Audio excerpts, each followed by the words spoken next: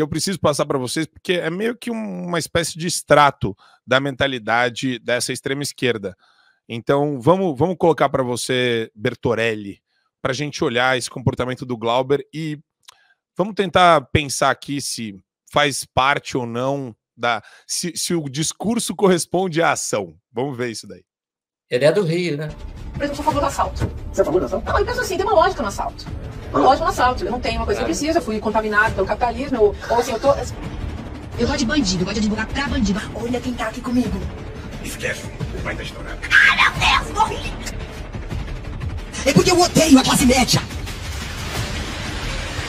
A classe média é o atraso de vida. A classe média é a estupidez. É o que tem de reacionário, conservador, ignorante, petulante, arrogante, terrorista. É uma coisa fora do comum a classe média. Ah, vocês querem destruir a família, sim. É mesmo. Que bom que vai ter bandeiraço na praça, porque da direita, quanto mais morrerem de Covid, de tudo, de AIDS, de câncer fulminante, pra mim o melhor é. Já que a gente não pode fuzilar, então se vão na praça fazer bandeiraço, se Deus quiser, morram tudo de Covid. Mas olha, adultos, mulheres, idosos e crianças, não se vale um, não se salva um. Uai, seu app de vídeos curtos. E aí, Bertorelli, faz sentido ou não faz? Você falou uma coisa muito importante, Marco, que é a diferença entre o discurso e as ações, né? Fica claro aí, todo mundo já sabe disso. A citação do professor Marcelo aí, do Milor Fernandes, foi sensacional. Quando eu mando em você é democracia, quando você manda em mim é ditadura. Mas essas pessoas, essa ideologia a que essas pessoas aí aderem e passam a vida inteira lucrando com isso e criticam o capitalismo, isso aí é exatamente o suco do que eles são. Você imagine se essa coisa, se a gente conseguisse enquadrar isso daí no chamado discurso de ódio, que não existe, ou se existe, quem é o juiz disso, né? Quem vigia os vigias? Fala, para discurso de ódio a gente não pode ceder o auditório, como disse o professor, né? E aí, mas quem que vai decidir o que é e o que não é discurso de ódio? E a gente sabe que a armadilha está exatamente aí, nessa ciranda, nessa vontade de ressignificar palavras o tempo inteiro, dominar a comunicação, e com isso você vai dominando a mente das pessoas.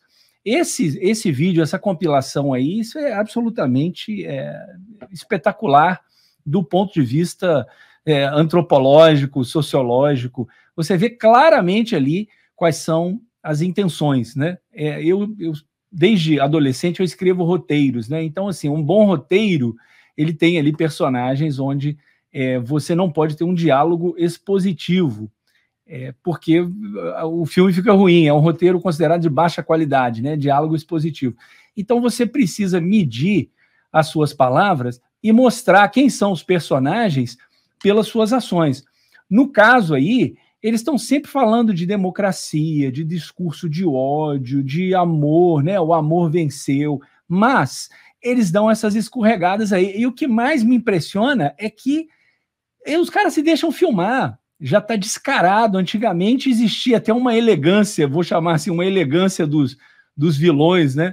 O cara era mais elegante, o cara era mais sutil.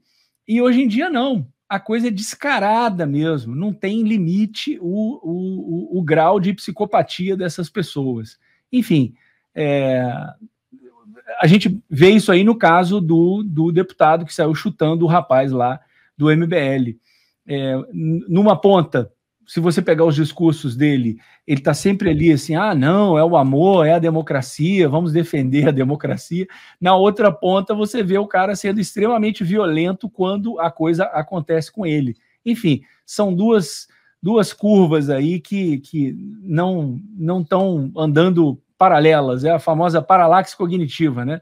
Faço o que eu digo, mas não faço o que eu faço. E Bertorelli, isso que o Bertorelli está falando, Adriles, é importante porque eu estou vendo a campanha do Boulos aqui em São Paulo e tem um videozinho tosco demais, onde está todo mundo falando baixinho. Tá todo mundo falando baixinho. E é uma coisa patética, porque é uma turma completamente radicalizada E isso se soma a um Supremo Tribunal Federal que age da mesma forma que esses caras de extrema esquerda. É a mesma coisa. O discurso pró-democracia, na hora de prender o Daniel Silveira, 2 segundos, na hora de pegar um cara que nem o Glauber Braga, que desce a porrada em militante do MBL ou de qualquer outro grupo que ele discorda, né, faz cara de paisagem, finge que é a violência do bem. O poder sempre tem que ter um nível de tensionamento. Por quê? Você sempre tem que ter um contraponto ao poder. Você tem que ter uma fiscalização. Não é à toa que a gente tem 3 poderes, um fiscalizando o outro. Eu sempre brinco, né? Que, eventualmente, quando você tem harmonia demais, você tem, na verdade, conluio entre os poderes. Porque um poder tem que ter uma tensão em relação ao legislativo, o judiciário, o executivo. Cada um fiscaliza o outro. E o povo fiscaliza o poder, e a imprensa fiscaliza o poder, e o povo fiscaliza a imprensa. Aí sim você não tem uma situação autoritária. Agora, quando você tem, no Brasil, no caso do Brasil, você tem um judiciário que tomou o poder total, que se transformou numa ditatória no Brasil. Esse judiciário se adequou ao modelo de poder de esquerda e colocou um governo federal de esquerda de um homem que estava preso até ontem por crimes de corrupção. Você tem um ministro que manda no país, que é o Alexandre de Moraes, que não é de esquerda. Ele se adequou ao modelo ditatorial que, por acaso, é de esquerda e encontrou essa brecha. Nem é sociopata. Parei de falar que o Alexandre de Moraes é sociopata. Ele é um autoritário, ele é uma pessoa má e autoritária que queria ter destaque. Teve. É o maior ditador que o Brasil já teve. Você tem um legislativo que é o que sempre foi, né? Acuado, um legislativo cujo centrão vai para onde a banda sopra, quem pagar mais vai. Então, a única coisa que não mudou nada é o legislativo no Brasil. Então, quando você tem exatamente essa articulação de forças, e tem a grande mídia, que eu estou esquecendo aqui, que é anuente a esse modelo ditatorial de esquerda.